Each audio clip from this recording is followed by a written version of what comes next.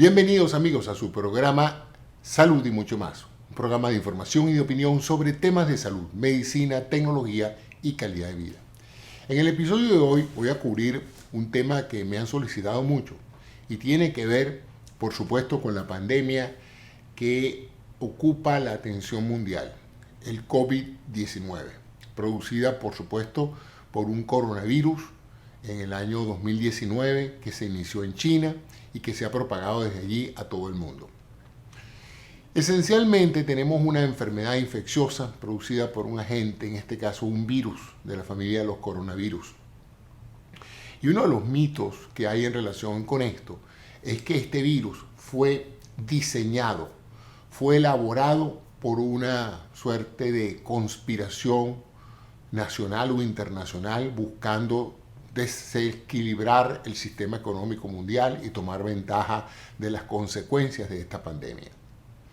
En este sentido, yo quiero reflejar mi opinión de que elaborar un virus o elaborar cualquier código genético que funcione es extremadamente difícil. Primero porque a pesar de que hemos decodificado el genoma humano y podemos decodificar prácticamente cualquier genoma, y de hecho tenemos ya el código genético de este virus, sabemos exactamente la secuencia de los diferentes nucleótidos, de las diferentes componentes del virus. Pensar que un grupo de investigadores pudo desarrollar esto y que funcionara como ellos se lo propusieron es algo extremadamente difícil. No hay duda de que tenemos las herramientas de biología molecular y de genética molecular para colocar, cortar y empastar secuencias genéticas. Sin duda se ha hecho. Pero crear un organismo, en este caso un código, que logre los efectos que se desean no es algo fácil de hacer. No digo que sea imposible, pero no es algo que pueda hacerse en un laboratorio y probarse para ver si funciona. La naturaleza lo hace a través de millones de mutaciones que están constantemente ocurriendo dentro de nuestro cuerpo y en otros animales y en otras especies. Y cada vez que un organismo se reproduce, cada vez que un organismo saca una segunda descendencia, ocurre una transcripción de su código genético. Y en este proceso de fotocopiado de los genes pueden acontecer errores que llamamos mutaciones. Estas mutaciones, por supuesto, la gran mayoría son incompatibles con la vida. En otras palabras, la célula mutante se deteriora, no funciona, es digerida por otras células del sistema inmunológico, de tal manera de que no es así tan fácil sentarse en un laboratorio y decir yo voy a colocar este nucleótido acá y luego este y este y este para producir tal o cual efecto, porque lo más probable es que lo que produzcamos no funcione como tal. La naturaleza le pasa porque la naturaleza está trabajando constantemente, realizando laboratorios por millones en todas las células del organismo y de otros organismos. Así es que esa es mi opinión con respecto a eso. No creo que ningún laboratorio en el mundo tenga en este momento la capacidad de producir un código genético, probarlo, verificar que tiene los efectos que se desean y lanzarlo al mundo para que cause sus efectos. No creo que todavía estamos llegando a esos extremos. Eso en realidad en relación con este mito. El segundo mito que yo he escuchado con esto es que la culpa de todo es producto de que el gobierno chino escondió las cifras y escondió la pandemia. Aquí podría ser una hipótesis interesante, reconociendo pues que el gobierno chino tiene una larga trayectoria de no ser una democracia abierta, liberal, donde la prensa puede en un momento dado investigar todo este tipo de situaciones. Sin embargo, hay una realidad, la cronología de los eventos. El primer caso reportado porque lo reportaron los médicos locales de esa ciudad de Wuhan, fue prácticamente al 12 de diciembre, 13 de diciembre. Ya para el 30 de diciembre es cuando este oftalmólogo chino acude a las redes sociales e informa que hay un brote epidémico de personas que aparentemente tienen gripe, pero que desarrollan una neumonía mortal. Y precisamente las autoridades chinas presumiendo que este doctor estaba exagerando lo que estaba pasando. Aparentemente lo detuvieron y hubo un incidente allí. Sin embargo, pues el doctor, tengo entendido que fue liberado después y murió en el mes de febrero de la infección por este COVID-19. Y ya para el 1 de enero, prácticamente unos 10 o 15 días después del brote epidémico, ya la Organización Mundial de la Salud estaba enviando una comisión a China para evidenciar qué era lo que estaba pasando, para documentar lo que estaba pasando, y ya se había advertido al mundo entero de que había una pandemia muy parecida a la del SARS del 2003, porque ya China había experimentado algo parecido con un coronavirus en el 2003, que fue un síndrome agudo respiratorio grave, que cobró muchas víctimas, y que este virus se estaba comportando en forma similar, pero estaba infectando mucho más personas. Y luego, pues todos sabemos lo que pasó en enero y febrero. Se cerraron las fronteras chinas, se cerró la provincia de China, se cerró Singapur, se cerró Sur Corea. Y bueno, obviamente ya para ese momento había muchos pacientes, muchas personas portadoras del virus, asintomáticas, que viajaban por todos los aeropuertos del mundo. Y si vemos dónde han acontecido la mayoría de los brotes del COVID-19, todos han sido pues en países sumamente turísticos: Italia, España, toda la región europea. También tenemos entonces brotes en las Filipinas, en toda la parte del Asia, y por supuesto inevitablemente con el tráfico de personas a través del mundo en los Estados Unidos. De tal manera de que esa parte pues no es algo así como tan evidente. La otra cosa es que definitivamente hay una conspiración internacional de intereses económicos para tomar ventaja del COVID-19. Incluso se menciona a Bill Gates y a un supuesto simulacro, y que había una cantidad de personas que aparentemente sabían exactamente que iba a ser un coronavirus y que ya estaban todos preparados, y que ellos estaban en cierta forma como dateados de lo que iba a pasar, y que eso probablemente apunta al hecho de que definitivamente esto forma parte de un plan. Déjenme explicarles un poquito que desde que la especie humana se abocó a la ciencia, ha habido una gran área de la ciencia que está dedicada a preservar la especie. En otras palabras, a buscar cualquier tipo de peligro, bien sea astronómico, que tenga que ver con meteoritos, con objetos que puedan venir del espacio. Tenemos una cantidad de antenas ubicadas y de telescopios dirigidos a buscar causas externas a nuestro planeta que puedan acabar con la especie humana. También tenemos científicos ambientales que obviamente están pendientes y monitorizando toda esa serie de variables ambientales que en un momento dado pueden atentar contra la supervivencia de la especie. Y la tercera parte que puede atentar contra la supervivencia del Homo sapiens y de muchas otras especies es la biología. Es sencillamente eso, esa constante reproducción de diferentes especies con la posibilidad de mutaciones que en un momento dado puedan generar un agente infeccioso que se riegue por todo el mundo y acabe con la mitad de la población o mucho más del planeta. Esto es interesante porque ya esto ha pasado en muchas otras oportunidades. Ha habido grandes plagas que han diezmado la población mundial y han matado muchísima gente en el pasado. La más reciente pues es la fiebre española, que se produjo en el año 1919, una epidemia de gripe, de flu, de influenza, que prácticamente acabó con muchísima gente en Europa. Y curiosamente, a pesar de que se llama la gripe española, aparentemente por todas las fuentes que he podido consultar, su origen fue en la ciudad de Kansas, y viajó a Europa con el transporte de tropas en el proceso de la Primera Guerra Mundial. Y sin embargo, pues se llama la gripe española o la peste española o la influenza española, producto de que fue España el primero que la documentó y que la hizo pública. Pero ya había muchísima gente en Europa infectada, y en los Estados Unidos también. Entonces, esa es otra de las cuestiones que quiero desmistificar, porque en cierta forma los organismos que se ocupan de estas cosas ya estaban desde hace tiempo pensando qué pasa si viene otra pandemia, qué pasa si viene un agente infeccioso que en un momento dado sea muy virulento. Virulento es que invade rápidamente las células y causa una enfermedad que pone en peligro la vida del paciente. Y en esos casos, pues, uno de los más frecuentes, porque es un virus muy frecuente, incluyendo el virus del resfriado común, es un coronavirus.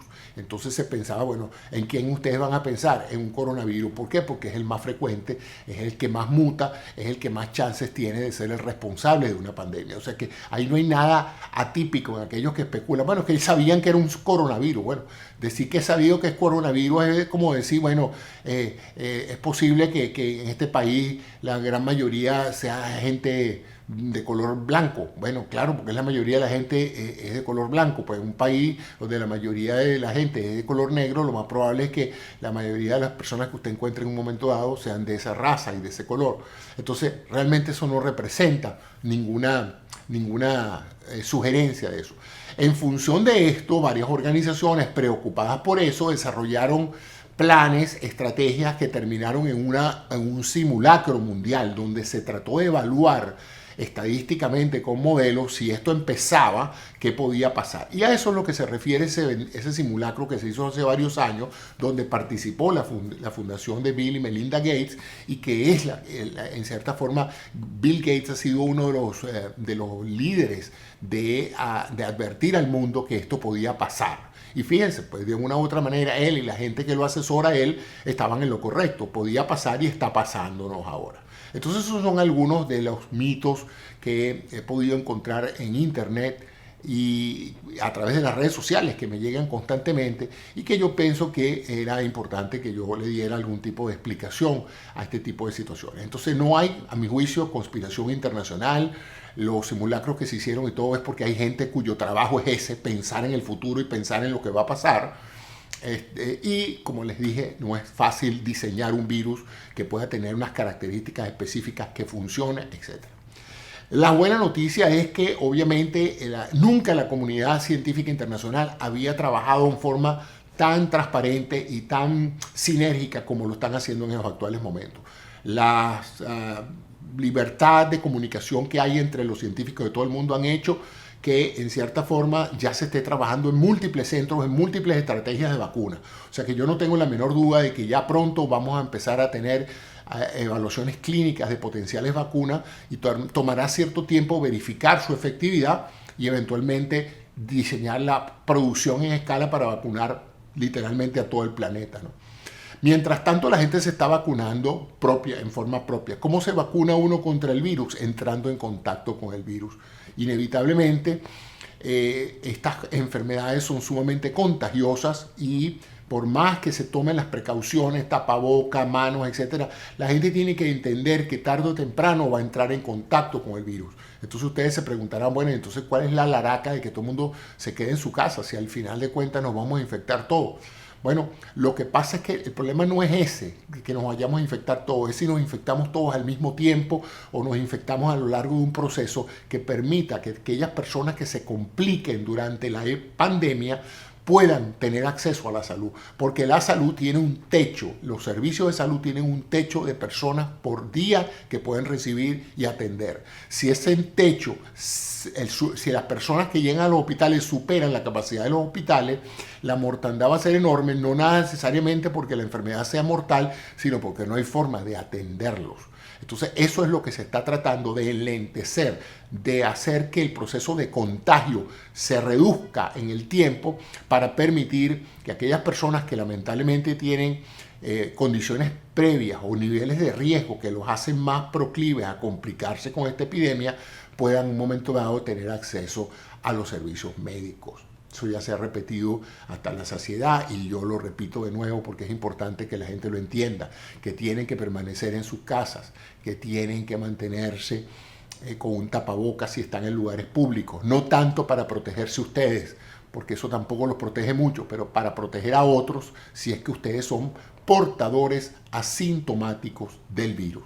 En otras enfermedades, las enfermedades infecciosas, uno puede ver a la persona que está afectada por ellas, tiene síntomas, tiene características que lo advierten a uno de que esa persona no se debería acercar. El problema con esta enfermedad es que puede infectar a alguien y empezar a producirse la replicación viral en el interior de las células del organismo de la persona, empezar esa persona a secretar, a producir virus, a moco con virus, y a toser y a estornudar y a producir cualquier tipo de secreción y eso empieza a regarlo por todas partes, no sintiéndose él enfermo. Entonces por ahí hay más de uno, y cuidado si yo mismo ando por ahí pensando que todavía no me ha tocado la virosis y resulta que yo estoy positivo al coronavirus, pero no me he dado cuenta porque no he tenido síntomas. Y ese aparentemente es el curso de esta enfermedad. Después de la experiencia en China, después de la experiencia en todo el sudeste asiático, donde en Singapur y en Surcorea, que manejaron muy bien esta crisis porque sus gobiernos rápidamente vieron el potencial epidémico de esto y le cortaron el tiempo de instalación, haciendo que la gente se quedara en su casa y no se moviera. Eso evitó la probabilidad de contacto de persona a persona, porque las personas simplemente no estaban coexistiendo en el mismo espacio. Entonces, inevitablemente, esto facilitó el control del aumento en el número de casos y dando tiempo pues a que la infraestructura de producción de insumos necesarios para esto y los servicios médicos entendieran mejor cómo manejar estos casos y pudieran resolverlos, ¿no? Entonces, la situación actual está asociada a eso. Se han descubierto algunas evidencia empírica de que ciertos antiparasitarios, sobre todo los que se usan en el caso de la malaria, la cloroquina, la hidrocloroquina, se ha mencionado que aparentemente en Surcorea y en esta primera experiencia con el COVID-19 tuvieron cierta efectividad en algunos casos. Esto no es atípico. Muchas enfermedades, las personas que responden a un tratamiento pueden no responder a otro, porque cada uno tiene una suerte de farmacokinética diferente. La farmacokinética es la forma en que se mueve el fármaco en el interior. Entonces, en algunas personas el fármaco es útil, en otras es menos útil y en otras no hace nada. Y es el mismo fármaco y por eso se necesitan hacer estudios de efectividad para saber si funciona o no funciona, a qué dosis y por cuánto tiempo tiene que administrarse el fármaco para que pueda ser útil. Esa información todavía no la tenemos. Lo que tenemos es información anecdótica sobre el uso de estos complejos o componentes de la quinina, de la planta de la quinina, que se han usado con mucha eficacia en el control de la malaria en el pasado y ahora también se usan en enfermedades autoinmunes como el lupus eritematoso. Pero no sabemos realmente cuál es su verdadera eficacia en el campo del COVID-19. También se acaban de notificar en Australia que ha habido cierta experiencia in vitro con un medicamento que se utiliza como antiparasitario en veterinaria y en ciertas personas también se puede utilizar y aparentemente las células infectadas con COVID-19 que fueron expuestas a este fármaco también fueron destruidas por el fármaco. De tal manera de que eso es esperanzador porque hace pensar pues, que sí hay dentro de los fármacos ya conocidos algunos que puedan tener eficacia contra el COVID-19. De nuevo, la información no está todavía sobre la base de la experiencia en humanos, en pacientes literalmente, y como me dijo alguien recientemente, en vitro pueden funcionar muchas cosas que no funcionan en vivo. De hecho, el jabón disuelve el virus en el lavamanos, pero no podemos tomar jabón para evitar la infección. De tal manera, pues, que esto lo que nos dice es que hay que mantener un optimismo razonable en relación con esto. ¿Qué funciona? Funciona evitar el contagio. ¿Cómo se evita el contagio? Lavándose las manos consistentemente si usted está tocando superficie, no saliendo a la calle. Estamos asumiendo que su hogar está libre del virus porque no ha venido nadie con el virus a llenar su casa y sus objetos cotidianos de virus. Pero de todos modos es bueno tomar la precaución porque usted inevitablemente va a tener que salir a los exteriores, a caminar, a comprar alimentos, etc. Entonces si usted sale va a tener que regresar a su casa, usted va a tener que desprenderse de muchas cosas que pueden haber entrado en contacto con el virus. Eso es importante entonces tenerlo. Esa es la única manera. En términos de las otras cosas que se han dicho que tal sustancia o tal tipo de alimentación mejora el sistema inmunológico. Mire, el sistema inmunológico depende enteramente de su genética y de la experiencia de vida que usted haya tenido. Hay un sistema inmunológico innato que está dado por su genética, que es el que configura la frecuencia, producción y duración y efectividad de las células que usted tiene para defender su cuerpo. Eso lo controla su genética. Ahí no hay mucho que se pueda hacer. Sin embargo, acuérdense que el sistema inmunológico es un sistema que también tiene un componente específico contra ciertos agentes. Si usted fue vacunado en su infancia y si usted a través de su vida ha entrado en contacto con una serie de agentes infecciosos, sean virus o bacterias, usted, si ha superado esas crisis, ha desarrollado la inmunología para combatir eso. Entonces, por ejemplo, si usted ha tenido muchas gripes en el pasado y las ha superado y ya prácticamente tiene como 2 o 3 años que ni se vacuna y tampoco tiene gripe, pues es razonable pensar que usted ha desarrollado una buena capacidad antigripal producto de su inmunología específica contra los virus de la gripe, que son, como les dije, algunos son coronavirus y otros son virus de la influenza.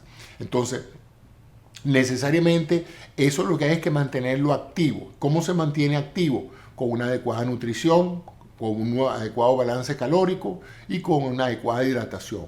Y reduciendo todas aquellas actividades o todas aquellas sustancias que le quiten energía al cuerpo.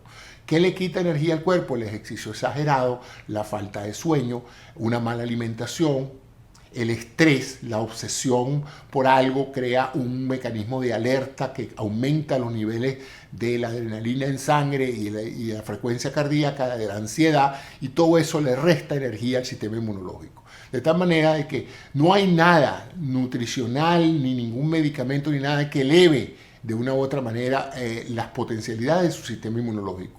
Lo único que hay que evitar es que no se reduzcan. Y ya les dije entonces cuáles son esas cosas que ustedes tienen que hacer para poder no quitarle efectividad a sus propias células y a sus propios anticuerpos, que van a ser al final de cuentas los responsables de su supervivencia. Si usted va a sobrevivir esta epidemia, va a ser porque su propia biología, su propia inmunología va a combatir el virus y lo va a vencer. Y eso ha sido así para el 60% de la población que ha entrado en contacto con este virus. Por ahí andan una cantidad de jóvenes y de personas ya no tan jóvenes que han pasado por la virosis, la han superado, han sido documentados como positivos al coronavirus y están bien. Y ya muchos de ellos ya no son activos al coronavirus. Ya no tienen virus activos encima. O sea que sí hay gente cuya inmunología básica, sin ningún tratamiento especial, solamente quedándose en casa tranquilo durante 2, 3, 4 semanas, han podido superar esta enfermedad. Sin embargo, hay una población ya que representa el 40% que puede en un momento dado desarrollar síntomas. En este caso, los síntomas son típicamente respiratorios altos, se menciona los inicios como una falta de la capacidad de oler o de degustar un alimento. Eso es típico en todas las infecciones de la orofaringe, de lo que es la nariz y la garganta. Luego comienzan los síntomas nasales, pero el punto clásico de infección, porque estos síntomas que yo les estoy dando son síntomas muy genéricos. El punto más clásico de inflexión en la curva de progresión sería el comienzo de una fiebre con un gran malestar que prácticamente lo postra, seguido por un incremento progresivo de la dificultad para respirar. Siente que no puede respirar, que no puede ventilar sus pulmones. Y es un proceso que ocurre a nivel torácico. No es que usted no pueda respirar porque él tiene la nariz tapada. Esto es un proceso donde no puede respirar porque no puede meter a suficiente oxígeno en los pulmones. Y es básicamente el centro de la patología que produce la enfermedad, que es una neumonía de origen viral que luego se complica, y no voy a hacer de este programa una clase de fisiopatología, pero básicamente las personas que se complican, que es escasamente 5 o 3% de la población afectada, se complica y necesita cuidados intensivos. Y de esa población, pues todavía un grupo menor son las personas que fallecen. La gran mayoría de las personas que incluso van a estos servicios de terapia intensiva sobreviven. Algunas sobreviven con un daño residual en los pulmones, otras sobreviven sin mayores consecuencias, y 1 o 2%, ese es más o menos el porcentaje que se ha determinado a nivel mundial hasta ahora, mueren desafortunadamente. Lo que hay que evitar es que mueran por falta de atención médica. ¿Y por qué faltaría la atención médica? Porque si muchísimas personas se hacen presentes en las emergencias de los hospitales, saturan la disposición del personal, el personal está cansado, no hay suficientes equipos, no hay suficientes ventiladores, y definitivamente esto pues puede agravar la situación y aumentar la mortalidad, ya como les dije, no producto de la naturaleza propia del virus, sino de la insuficiencia de recursos para tratar a los pacientes. Entonces, espero con este programa haber ofrecido una visión personal de los mitos, de los mensajes que andan por ahí circulando en relación con esta pandemia y del estado actual de muchas de estas oportunidades de diagnóstico, de tratamiento, que permiten pensar que vamos a superar esto si simplemente guardamos la precaución de no salir a entrar en contacto con otros seres humanos, de lavarnos bien las manos, de mantenernos bien alimentados y bien hidratados y de tratar en lo posible de dormir completo, porque todo esto es lo que va a hacer que nuestro sistema inmunológico en última instancia sea el responsable de nuestra sobrevida, como lo ha sido a través de toda la historia de la humanidad. Así es que espero que esta presentación haya sido de interés y de información para ustedes. Les habló el doctor José Antonio Cisneros en mi podcast Salud y mucho más. Muchas gracias, me pueden suscribirse a este canal y también tener más información en mi página web drcisneros.com o saludymuchomás.com. Ambas páginas tienen información donde está este y muchos otros videos que he realizado, así como entrevistas sobre este fenómeno biológico, no único, no es la primera vez ni será la última, pero que en este momento pues amenaza a tantas personas. Y hay que ser optimistas de que sí vamos a salir de esto, sí vamos a encontrar pronto una cura, sí van a producirse los equipos necesarios para que todo el mundo tenga la asistencia médica que necesita y espero verlos en un próximo episodio. Muchas gracias a ustedes por su atención y buena suerte.